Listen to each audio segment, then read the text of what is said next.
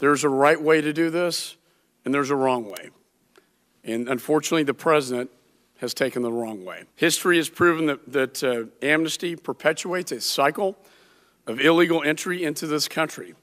This was true in the 1980s, and it has proven true under this administration's abuse of prosecutorial discretion. Time and again, the House Republican leadership has been unwilling to act to fix our broken immigration system.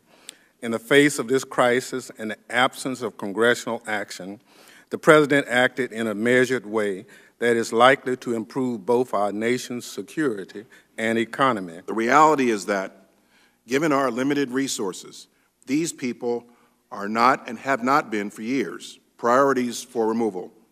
It's time we acknowledge that and encourage them to be held accountable. This is simple common sense. For decades, presidents have used executive authority to enhance immigration policy. President Obama views these actions as a first step toward the reform of the system and continues to count on Congress for the more comprehensive reform that only changes in law can provide. The lax interior enforcement policies adopted by this administration, coupled with even the perception of amnesty, become a powerful magnet that encourages more illegal immigration. We essentially tell citizens of other countries, if you come here, you can stay. Don't worry, we won't deport you.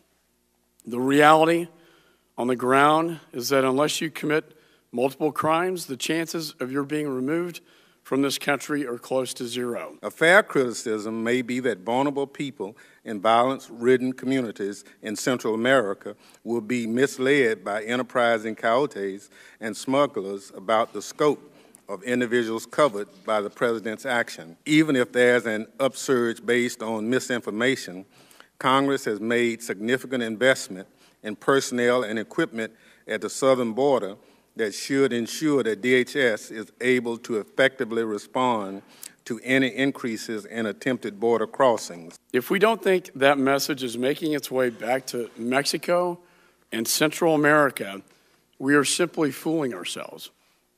We will see a wave of illegal immigration because of the president's actions. At its core, the president's unilateral amnesty plan is deeply unfair to the millions who are waiting in line to become a part of our great nation.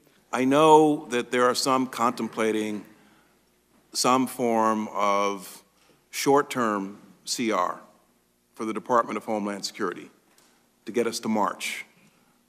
That is, in my judgment, a very bad idea for Homeland Security because during that period of a CR, we cannot engage in new starts. We've got some Homeland Security priorities that need to be funded now. For example, we're back in a presidential election cycle. I cannot hire new Secret Service agents until I get an appropriations bill passed by this Congress, not another CR for a couple of months. I cannot continue to fund our enhanced detention capability in Texas with another CR that gets me to March. I need the help of Congress to support and build upon border security, which I believe all of you support. So I'm urging that we act on our current appropriations request now for the purpose and for the sake of border security and Homeland Security.